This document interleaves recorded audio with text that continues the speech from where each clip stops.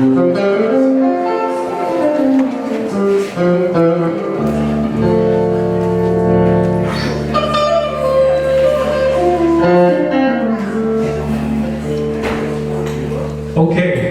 Yeah.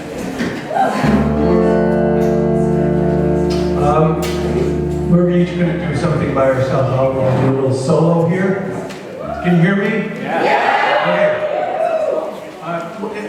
I guess I talked to a couple of you and you didn't know exactly what I was doing up here to kind of fill out the sound, so I'm going to demonstrate how I'm doing this. There's a lot of times, sometimes you're going to hear 3 or 4 guitars at once.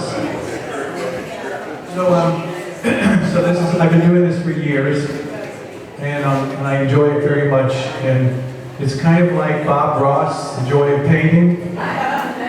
It's really so much like that. What you do is, you first have to have a background, you make a background. So, I'll record a background and see if I can get all the way through without making a mistake. I hit the pedal and it records.